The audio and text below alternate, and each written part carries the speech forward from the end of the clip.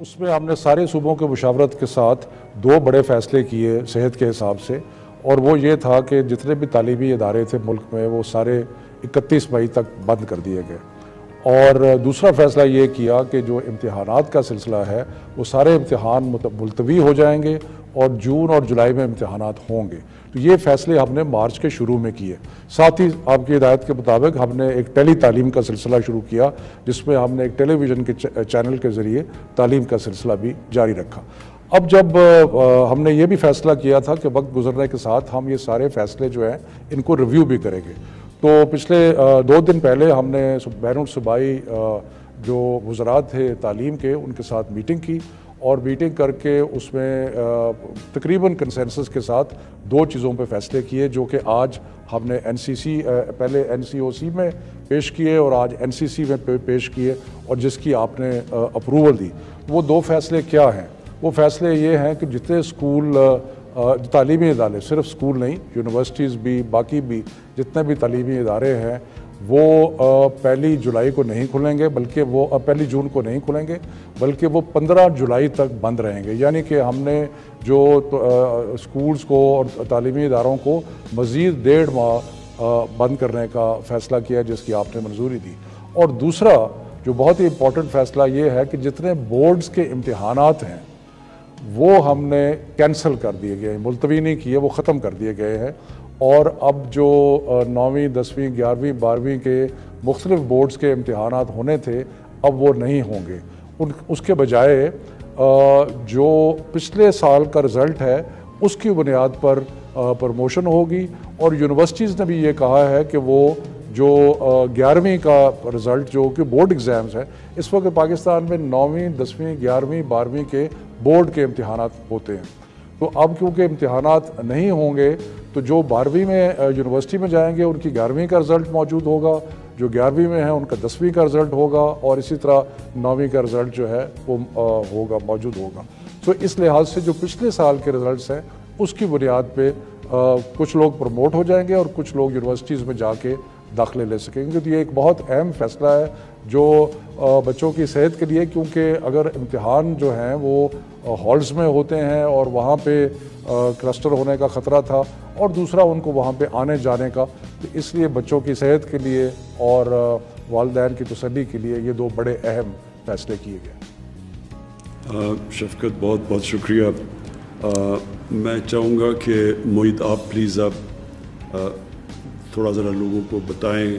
مجھے پتہ ہے کہ اوورسیز پاکستانیز دیکھ رہے ہوں گے اور وہ اس وقت کئی ان میں سے جو آنا چاہتے ہیں، جو سٹینڈرڈ ہیں، مشکل میں ہیں، ان کو ذرا میں نے کوشش تو کی ہے بتانے کی، ہماری مجبوری جو کوارنٹین کی وجہ سے ہے، لیکن آپ پلیز ذرا اپڈیٹ کریں ان کو۔ وزیر اعظم صاحب، پہلے تو حسب معمول تمام اوورسیز پاکستانی جو واپس آنے چاہتے ہیں ان کا میں شکریہ ادا کرتا ہوں، بہت تحمل سے کام کر رہے ہیں، ہم سے کوآپریٹ بھی کر رہے ہیں، اور میں آپ کو یہ بھی یقین دلانا چاہتا ہوں کہ وزیر اعظم صاحب کی مکمل ہدایت ہے، انہوں نے ابھی خود بھی یہ بات کی ہے کہ ہم جتنی جلد ہو سکے تمام پاکستانیوں کو جو آنا چاہتے ہیں ان کو واپس لائیں، لیکن ہمیں محفوظ طریقے سے واپس لانا ہے۔ تو پہلے تو میں آپ کو یہ بتا دوں کہ لگ بھگ 20,000 کے قریب پاکستانی الحمدللہ حفاظت سے پاکستان ہم لا چکے ہیں جب سے ہم نے آپریشنز یہ دوبارہ شروع کیے ہیں، ایئر آپریشنز، لیکن جو تعداد ہے جو ابھی واپس آنا باقی ہیں اس میں بھی بدستور اضافہ ہوتا جا رہا ہے، کیونکہ بہت سے ہمارے خلیجی ممالک میں ایسے مزدور طبقہ ہے جن کی نوکریاں ختم ہو گئیں یا سسپینڈ ہو گئیں، پھر اب رمضان اور عید، تو کوئی 1,10,000 کے قریب لگ بھگ ابھی ہمارے پاس رجسٹرڈ لوگ ہیں، اور شاید اس میں بھی کچھ ابھی اضافہ ہوگا۔ تو یہ چیلنج تو بہت بڑا ہے، اس میں کوئی شک نہیں۔ ہم نے آپ کو یہ وعدہ کیا تھا کہ ہم اپنی پالیسی کے تحت 2,000 سے شروع ہوئے تھے، پھر ہر ہفتے 7,000 7,500 کے قریب لوگ لائیں گے۔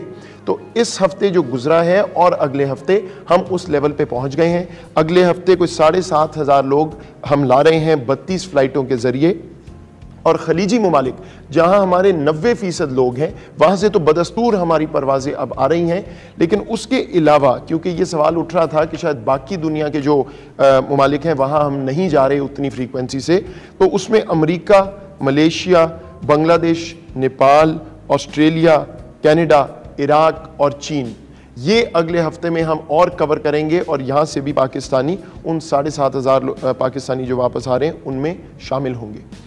دو اہم باتیں میں آپ کے سامنے رکھنا چاہتا ہوں کہ آخر وجہ کیا ہے کہ ہم اس سے زیادہ تیزی سے پاکستانی نہیں لا رہے.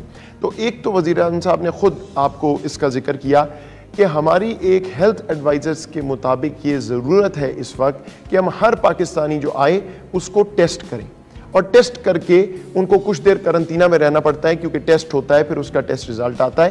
تو وہ جو کیپیسٹی ہے ہماری, اس کے مطابق ابھی ہم 7,500 کے قریب ہر ہفتے پاکستانی لا سک رہے ہیں. لیکن ہم صوبوں کی مشاورت سے وزیر اعظم صاحب کی ہدایت کے مطابق پوری کوشش کر رہے ہیں کہ ہم اس پالیسی کو بھی ریویو کرتے رہیں, اس پہ نظر ثانی ہم کر رہے ہیں کہ محفوظ طریقے سے کیا اور ہمارے پاس آپشنز ہیں کہ پاکستانی آئیں, ٹیسٹ بھی ہو لیکن زیادہ تعداد میں پاکستانی آ سکے. تو انشاءاللہ اگلے کچھ دنوں میں ہم ایک پالیسی سوچ رہے ہیں جو سیلف کوارنٹین کی پالیسی وزیر اعظم صاحب نے ذکر کیا. اگر وہ ہم اس طرف چلے جاتے ہیں اور صوبوں کی مشاورت سے اتفاق ہو جاتا ہے تو پھر ہم انشاءاللہ لگ بھگ 12, 13, 14,000 پاکستانی بھی واپس لا سکیں گے, اور پھر عید تک جو ہے میکسیمم نمبر ہمارا آ سکے گا. لیکن ایک بات اور میں آپ کے سامنے رکھنا چاہتا ہوں, میں میڈیا پہ بھی ہم دیکھ رہے ہیں اور اس پہ بہت بات شروع ہو گئی ہے کہ جو پاکستانی ہم باہر سے لائے ہیں اس میں میجورٹی کئی کہہ رہے ہیں کہ وہ کرونا ٹیسٹ ان کا پازیٹیو آیا ہے اور وہ بیماری سے لاحق ہیں. میں واضح کرنا چاہتا ہوں کہ ایسی بات نہیں ہے. یہ بات درست ہے کہ کچھ خلیجی ممالک سے پروازیں آئی تھیں, اس میں چند مخصوص پروازیں تھیں جس میں 40-50% لوگ بدقسمتی سے انفیکٹڈ تھے. وہ جو ممالک ہیں ان سے ہماری بات چیت ہو رہی ہے, وزارت خارجہ نے ان سے یہ چیز ریز کی ہے اور ہم اس کا کوئی طریقہ نکال رہے ہیں کہ دوبارہ ایسا نہ ہو.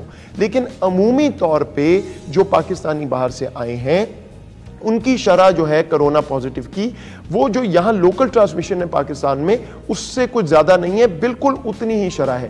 تو یہ جو ایک سٹگمیٹائز ہم نے کرنا شروع کر دیا بدقسمتی سے, اور پھر یہ پریشر دوبارہ سے آنا شروع ہو گیا کہ تمام پروازیں بند کر دیں یہ تو سارے انفیکٹڈ آ رہے ہیں, ایسا نہیں ہے. جہاں سے انفیکٹڈ تھے ہم اس پہ ڈپلومیٹکلی کام کر رہے ہیں, سفارتکاری ہماری اس پہ ہو رہی ہے. باقی پاکستانی جو آئے ہیں بیشتر فلائٹس میں کوئی بھی انفیکٹڈ نہیں ہے. تو یہ میں نے خود بھی اسٹیٹمنٹ میڈیا پہ دی تھی کہ کچھ ایسی مخصوص پروازیں ہیں, لیکن اس کو پلیز سٹگمیٹائز نہ کیجئے.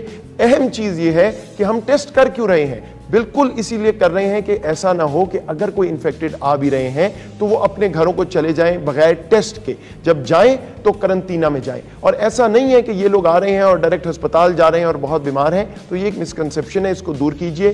ہماری جو ایئر فلائٹس ہیں وہ جاری رہیں گی, باہر سے پاکستانی ہم لاتے رہیں گے, محفوظ طریقے سے لائیں گے, اور جتنے زیادہ ہو سکا انشاءاللہ یہ پالیسی میں لچک بھی آتی جائے گی اور ہم لاتے رہیں گے. یہ واضح ہدایت ہے وزیر اعظم صاحب کی اور اس پہ عمل ہوگا اور مشاورت کے ساتھ ہوگا. بہت شکریہ معید. میرے پاکستانیوں, آخر میں یہ مشکل وقت ہے, ہمارے لیے نہیں صرف دنیا کے لیے مشکل وقت ہے, اور ہمیں سب کو رمضان کا مہینہ ہے, خاص طور پہ اللہ کا شکر ادا کرنا چاہیے 2 نفل پڑھ کے کہ جس طرح کی باہر تباہی مچی ہے اللہ نے پاکستان کو اس تباہی سے بچایا ہوا ہے. اس کا یہ نہیں مطلب کہ آگے حالات اسی طرح اچھے رہیں گے, برے بھی ہو سکتے ہیں. پہلے تو ہم سب کو یہ فیصلہ بحیثیت قوم کرنا چاہیے کہ انشاءاللہ جو بھی آگے ہوگا ہم ایک قوم مل کے اس کا مقابلہ کریں گے. ہم یہ نہیں کریں گے کہ اس کا سارا بوجھ ایک کمزور طبقہ اٹھائے, جو آگے جس کی زندگی مشکل میں انہی کے اوپر سارا بوجھ ڈال دیں. ہماری ساری کوشش یہ ہے کہ ہم کم سے کم بوجھ ڈالیں اپنے غریب طبقے کے اوپر. ہمیں پتہ ہے کہ اس کرونا سے سب سے زیادہ متاثر ہمارا وہ غریب طبقہ ہے اس وقت. وہ لوگ جو پہلے ہی بڑی مشکلوں سے اپنی زندگی گزارتے ہیں, اپنے بچوں کا پیٹ پالتے ہیں, ان کے اوپر سب سے زیادہ بوجھ ہے. لہٰذا میری اسٹیٹ کی میری ریاست کی سب سے بڑی ذمہ داری اس طبقے کے اوپر ہے کہ ان کے اوپر کم سے کم بوجھ پڑے.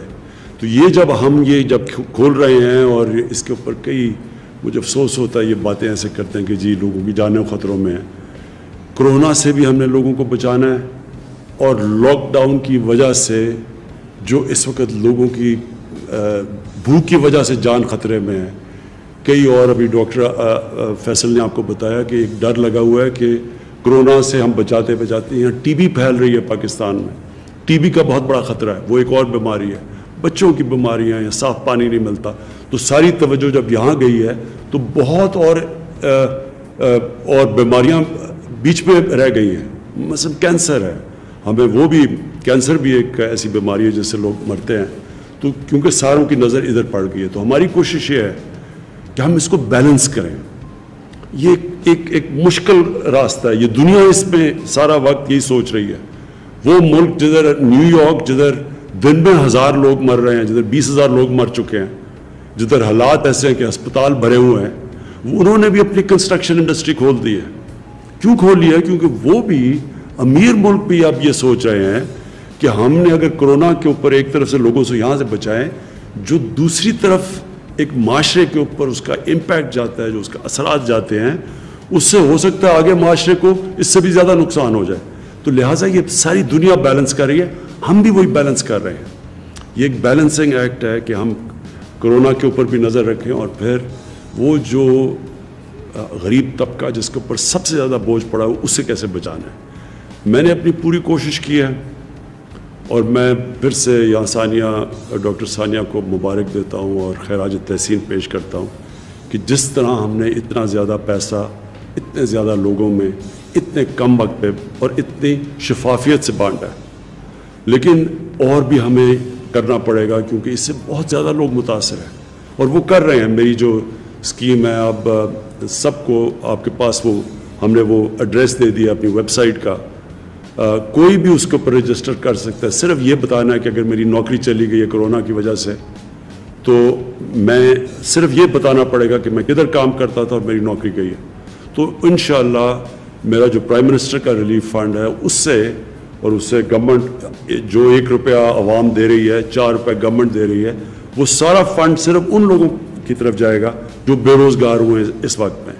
تو اس کے لیے ہمارے پاس آ رہی ہیں ابھی کافی ریسیٹس, اور انشاءاللہ تھوڑی دیر کے بعد ہم آپ کو اسی طرح جس طرح احساس کیش ٹرانسفر سے پیسہ گیا ایمرجنسی, اسی طرح انشاءاللہ ان کو میں آپ سب کو پیسہ اس پرائم منسٹر ریلیف فنڈ سے دوں گا.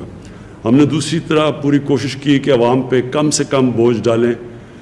جو ہم نے پٹرول اور ڈیزل کی قیمت کم کی ہے, تقریباً 42 سے 43 روپے ڈیزل کی قیمت ایک مہینے میں کم کی ہے پر لیٹر, اور پٹرول کی 30 روپے لیٹر کم کی ہے. ہمارا اس وقت پٹرول اور ڈیزل, مجھے بڑی خوشی ہوتی ہے بتاتے ہوئے, سارے بر صغیر میں سب سے سستا بک رہا ہے ہمارا پٹرول اور ڈیزل. اور وہ اس لیے کہ آپ پہ کم بوجھ پڑے, لوگوں کے اوپر کم بوجھ پڑے. اب یہ جس طرح ہم اب یہ بزنسز کھول رہے ہیں, انڈسٹری کھول رہے ہیں, میں آخر میں پھر آپ سب سے اپیل کرتا ہوں کہ یہ جو کرونا کا مقابلہ ہے یہ قوم صرف کر سکتی ہے. ہم پولیس کے ڈنڈے کے زور پہ آپ سے نہیں جا کے کہیں گے کہ جی SOPs کے اوپر آپ چلیں یا نہیں. ہم آپ پہ ذمہ داری ڈالیں گے. جو ہمارے یہ والنٹیئر فورس بنی ہے کرونا ٹائیگرز کی فورس, ان کو میں آج پہلے تو یونین کاؤنسل میں آپ سب کو ڈیسک رکھنا چاہیے, جدھر جو بھی اس یونین کاؤنسل میں لوگ بے روزگار ہوئے ان کی رجسٹر کریں اور ان کو ہمیں ہمارے اس ویب سائٹ پہ بھیجیں تاکہ ہم ان کو پیسے دے سکیں. دوسرا, آپ سب کی والنٹیئرز کی ذمہ داری ہے کہ آپ لوگوں تک جائیں, ان کو سمجھائیں. کہ لوگوں کو سمجھ نہیں آ رہی تو آہستہ آہستہ سمجھ آ جائے گی, لیکن میں یہ نہیں چاہتا کہ ہم کوئی اوپر سے ڈنڈے کے زور سے آپ سب کو سمجھائیں. آپ سب کو سمجھنا چاہیے کیونکہ یہ آپ کے بھلے کے لیے ہے. اگر نقصان ہوتا ہے تو یہ آپ سب کو نقصان ہوگا, یہ کوئی حکومت کو نقصان نہیں ہوگا. اور حکومت یہ چاہتی ہے کہ زیادہ ہم جتنی جلدی اگر ہمارا کاروبار شروع ہو جائے اور SOPs کے مطابق کاروبار شروع ہو جائے تو زیادہ لوگوں کو نوکریاں ملیں گی, کیونکہ حکومت تو اب کتنا پیسہ دے سکتی ہے, حکومت کے پاس اتنے وسائل نہیں ہیں. تو میں آخر میں اس امید سے کہ اب سے جو پرسوں سے ہم یہ لاک ڈاؤن جو پارشل لاک ڈاؤن کھول رہے ہیں, سٹیپ بائی سٹیپ کھول رہے ہیں, میں آپ سب کے اوپر میں یہ امید رکھتا ہوں کہ آپ سب ذمہ داری لیں گے اس کی. پاکستان پائندہ باد. ناظرین, گفتگو سن رہے تھے آپ وزیر اعظم عمران خان کی. کورونا کی موجودہ صورتحال کے تناظر میں اظہار خیال کر رہے تھے. ہفتے کے روز سے یعنی پرسوں سے مرحلہ وار لاک ڈاؤن کھولنے کا فیصلہ کیا گیا ہے. چھوٹے کاروباری طبقے کی